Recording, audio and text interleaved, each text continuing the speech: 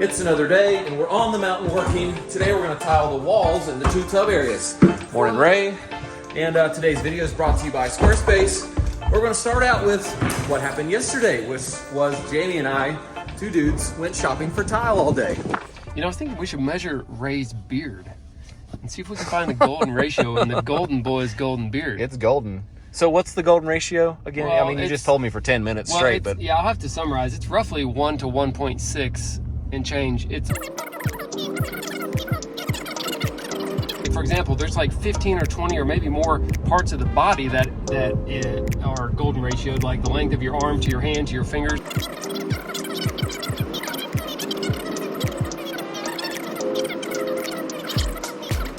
I think. Is that it? I mean, I'm sure there's a lot more. I don't really know. I mean, just off the top of my head, I was just thinking about it. Yeah.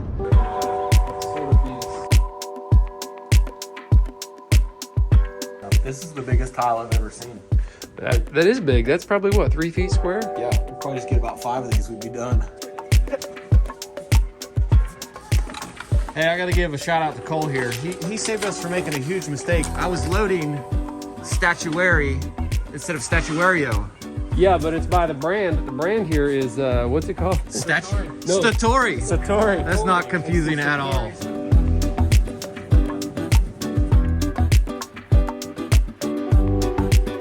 You know, the golden ratio is very closely related to the Fibonacci sequence, which is a mathematical addition of numbers. Here, I'll just read you.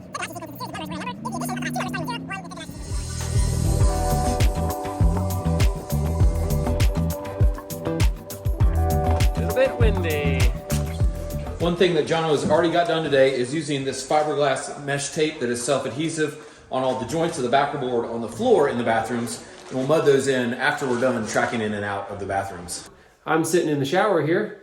Got Jason and Ray, and Jono's going to help me start laying this tile. We picked out some tile for the homeowner. We've got 1 by 2 foot tiles. They kind of look like a sort of a marble. It's white with some gray veining. I think it's going to look really nice, and she liked the look of that. So we're going to start right now. The first thing I'm doing is checking for a level on the top edge of this tub, because if it was out of level, I would have to account for that with a rip row and level my first row. Fortunately, everything's looking beautiful, so we can use that as our reference surface.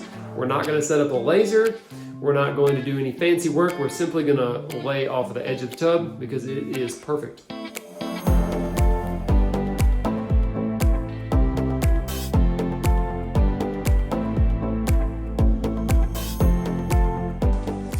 We're going to be putting in these solid corner shelves. They're really nice, pre-made. They're marble.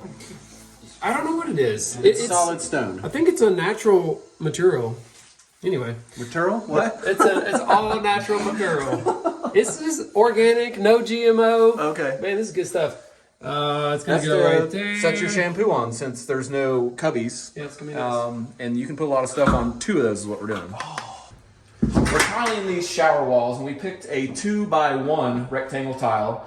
They recommend splitting them on thirds, but that doesn't work out with the layout or the size of our shower, so we're going to do them brick pattern, which is splitting them in halves. And this is the color that the homeowner wanted.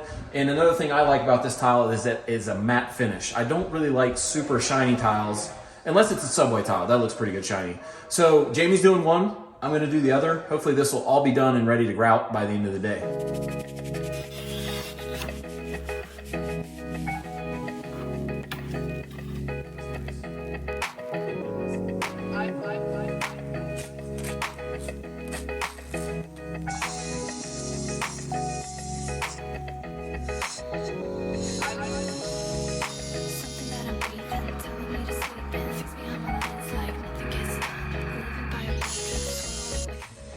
These large tiles, it is a little harder to make sure all the edges line up like that.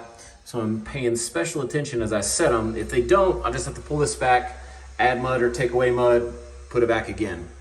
Bud, you got a loose screw on your head. In my head or? No. On your glasses or on your head. There you go. Oh, good. At least it's there. Let's take just a second to thank our sponsor for today's video, Squarespace.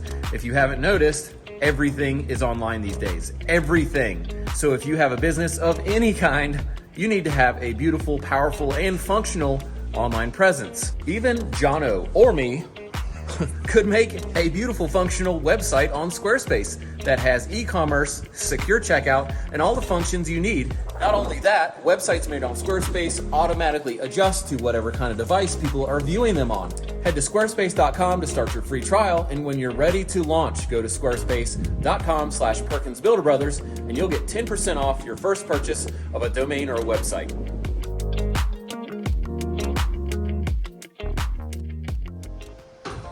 We're using the level a lot today, and not just the level, also as a straight edge, because on large tiles like this, with an 1/8 inch gap, which is what we're doing, if you get a little bit off anywhere out of level or crooked, your gap will be non-existent, which is a problem.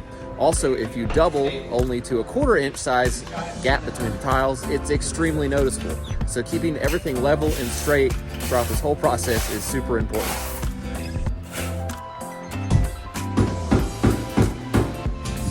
Jono is my cut man today, and he's running up and down the stairs to our cut station that's outside, because cutting tile on a wet saw is messy. We can't really do it inside. And so that's saving a lot of time. If you were to do this by yourself, having to install the tile and make all the cuts, it would take at least twice as long.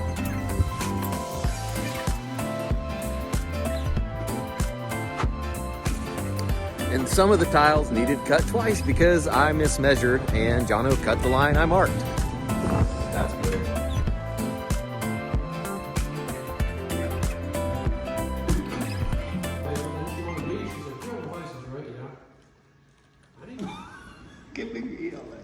That was a mistake, for sure. You're gonna be more useless than you normally are.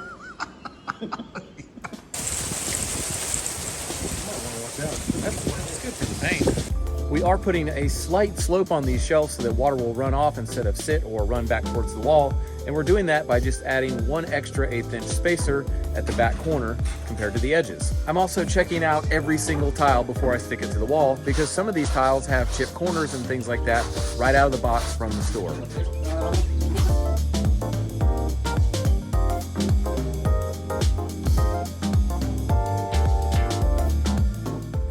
If I could tell you one thing to purchase that will make a tile job easier when you're doing a shower, it's a set of diamond hole saws for tile for cutting around your plumbing.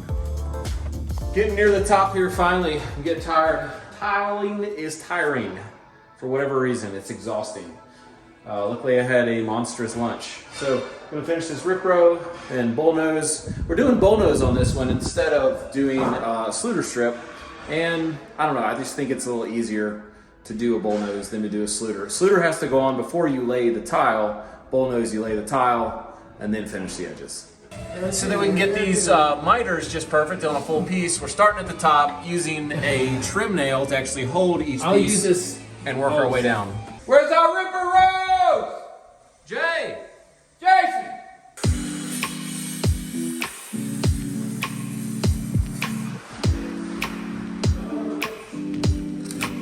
I don't know how many people nail their tile to the wall, but we do. Nail spacer. There we go. Top down. That's what it's all about right here. That's just real life, folks. So all the non-bullnose we're done, I'm throwing away.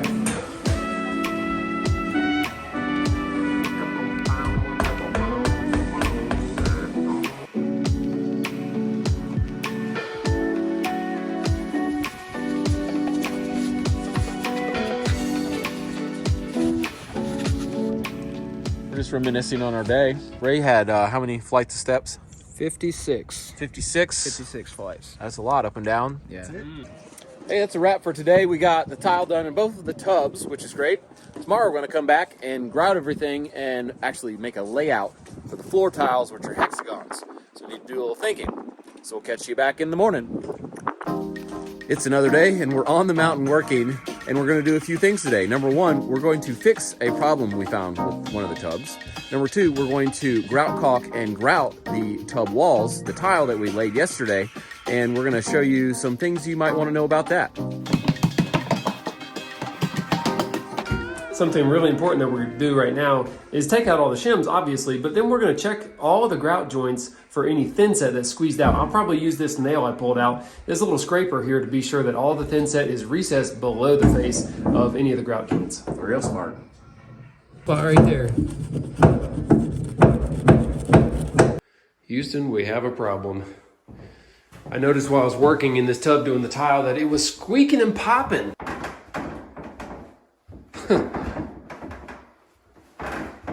So I had Ray to cut out the drywall behind the tub. We got lucky, actually. We had access to this one. And we're looking at the feet underneath here and trying to figure out where and why this thing is squeaking and popping, because it's driving me crazy. And I'm sure that my homeowners would go equally as crazy if I don't try to fix this thing right now. Yep.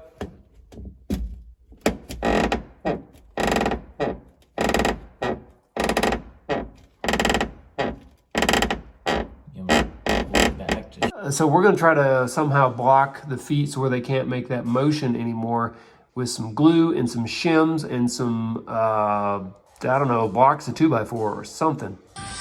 Obvious. Kind of like working on a 57 Chevy, isn't it? I feel a lot better now that that tub is fixed. That Me thing too. Is driving me crazy. I know. It's a brand new house. That was- Should not squeak and pop. I agree. Anyway, we're done with the tile. We're done with fixing the tub. Now we can grout. And how did you fix that, by the way? Oh, we used door shims and liquid nails, and we just put shims, really thin shims with glue on both sides under each foot, and had somebody in the tub walking around the whole time testing to see that we got each place. And now we got to call the drywall man. I'm going to be the drywall. No, Ray is going to be the drywall man. All right, so we're going to fix that too. We're going to do it. Next, time for grout. We're going to be grouting in 2 stages. The first is grout caulking. Grout caulking is color matched to regular grout, and it's sanded, and it has the appearance of regular grout. It emulates the appearance of it. Does it emulate or simulate? No, it emulates it. Okay, I checked. Just checking. No, I already checked. So we're going to be doing that first. Before we use the regular grout, the caulking is going to be first in places where the tile meets the tub, because it's prone to crack there, and also in 90-degree corners like up the corner of the shower wall seam. Next, we'll mix up some regular grout in a bucket. We'll smear it on the wall with this handy grout trowel here. It's a very stiff rubber trowel actually, but you use it to mash it. And that's a good one. Yeah, like this one's in good shape. It's not even beat up yet. We're gonna put it to the test here. You smear all the grout in there, getting it in all the cracks, and then we're gonna be using this handy sponge and bucket that is especially designed for cleaning up grout, and it works very well. It has these serrations here. That helps grab the grout and pull the tiles clean. It does. It works way better, I'll say, than a regular does. sponge. Especially on big flat surfaces, it's excellent. And you can kind of mash it into this little grill down here, and that helps squeeze This water. will be full of water, and then this thing actually helps get most of the water out of the sponge is what you want. It does, yeah. So the grill on the bottom is for kind of cleaning the sponge and squeezing water in and out, forcing the debris is trapped in the sponge out, and then you dry the sponge off with this thing, roll it back and forth a few times, stick the ends in there, boom, boom, it's pretty good to go. Because you want it damp but not wet. You don't want a ton of water because it'll actually wash the color out of your grout. It will. And It's then, bad. I've had it happen. We'll show this in action. Hey, I'll put a link in the description to these grout buckets. They're pretty cheap and they're really worth the money.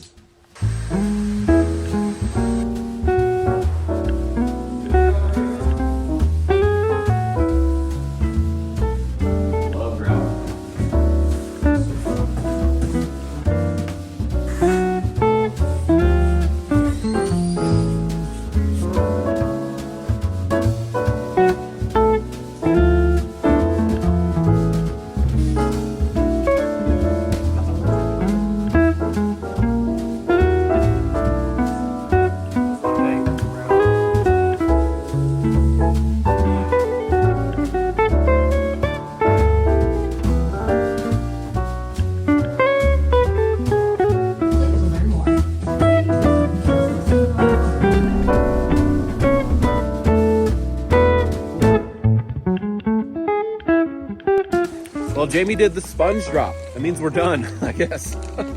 Yeah. Hey, thanks for grouting with us today. We'll be back again on Monday to start laying the floors.